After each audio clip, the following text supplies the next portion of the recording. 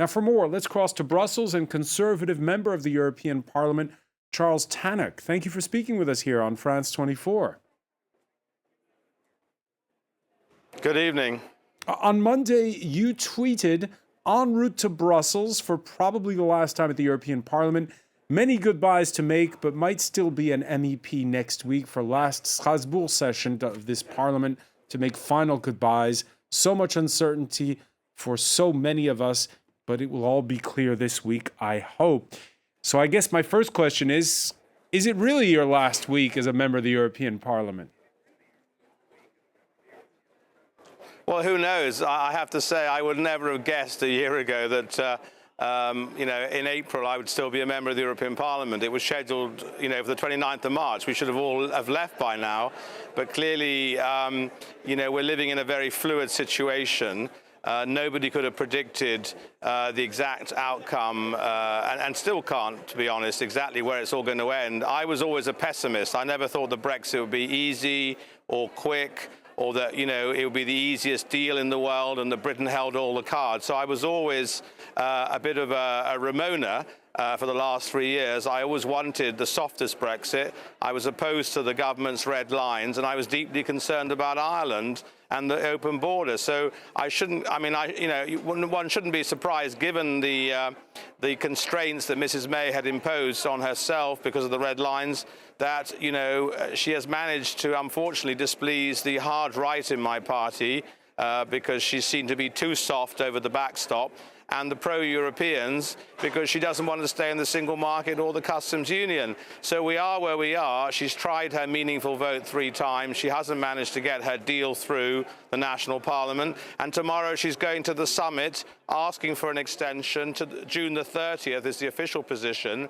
But I suspect they will offer something longer. Something longer. Let me revisit that. To leave earlier. Let me revisit that with you. But first, let me ask you: if it's going to be longer, it'll mean European elections. So are you getting ready to run for your seat to stay in the European Parliament? Well, I don't want to leave the European Union, and I've enjoyed being an MEP for 20 years. I'm very proud to be a British MEP and to serve my city of London for 4 terms. If the opportunity arises, I will indeed hope to be a candidate again on the 23rd of May for the Conservative Party for London. And indeed, my party is looking at this very issue as we speak about selecting candidates. All the parties now are selecting candidates in the event there's a European election. The government are doing the right thing. They have now put a bill, an order before Parliament for the election.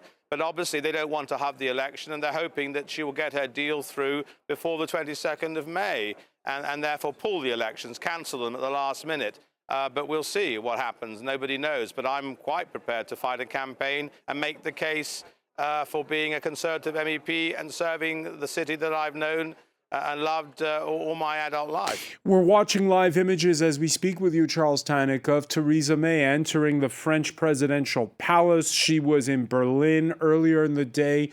No statements made either place. What do you think of Emmanuel Macron towing a slightly harder line than Angela Merkel when it comes to the departure date?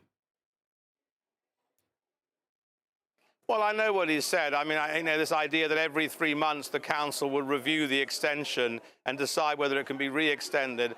I don't know. I don't think this is going to be the final. All these things are, a lot of it's posturing, a lot of it's negotiating stances. I suspect, it's only an informed and educated guess, that Mrs. May will be offered something like a year to the end of the year, at least as a way in which to try and sort out what's been basically a whole mess for a long time now.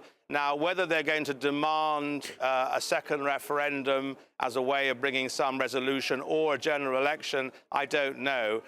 Certainly, I've always favored a second referendum. I think that's the easiest way of concluding this whole division in the country. It's been very divisive, and also we need something more decisive. And I think a second referendum will be more decisive than a general election, which may result in another hung parliament or a mixed, a minority government or whatever. So European elections will have to be held. They will, to a certain extent, be a proxy on what's going on. But obviously even the European elections are going to be complicated because you've got two Brexit parties, you've got several Remain-only parties, you've got parties like my own and Labour where views differ, we are split, and so on. So the referendum of Remain versus Mrs. May's deal would be the easiest way of concluding it. Yeah, but I have no way of knowing whether that will happen. Because right now inside, if you look at those European elections, right now inside of your party, the caucus is what, almost entirely pro-Remain or pro-soft Brexit. Do you think that your slate of candidates would look like that? No, I think the Conservative Party has become a much more Eurosceptic party. My position is certainly on the minority position of being strong pro-European. The candidates, I think, will be a mixed ticket. There'll be a balanced ticket.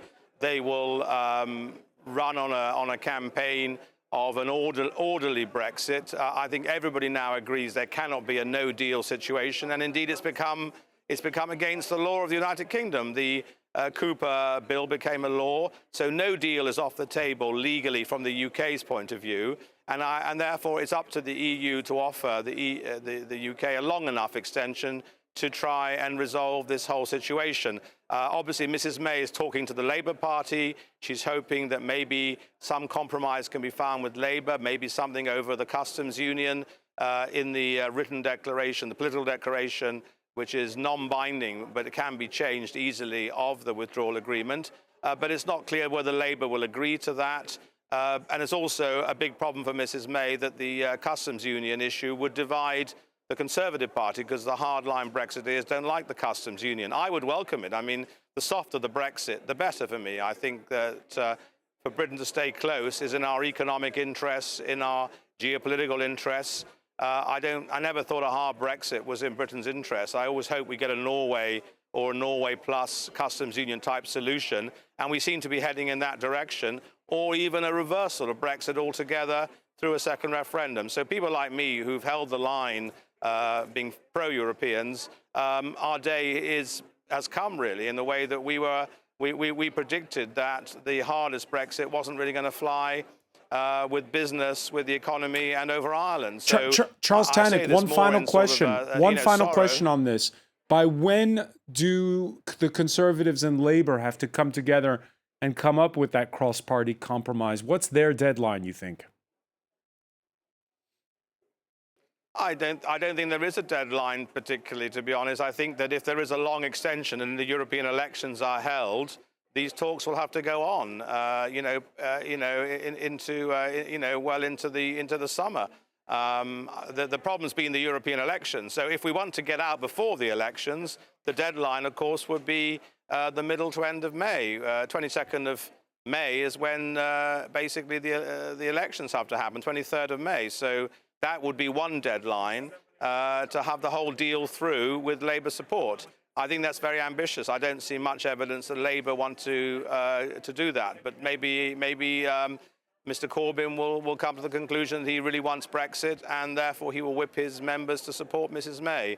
At the moment, I think he would like a general election. He would like to see a change of government. He would like to be in Downing Street. So there's so many unknowns here that's why nobody can really predict the future. But tomorrow, I'm quietly optimistic that the 27 will see the importance of extending a hand of friendship to Britain and offering them a long extension, what they call the flexi extension, in which Mrs. May can leave earlier if she gets her deal through, or stay longer if it takes her much longer to sort this whole situation out.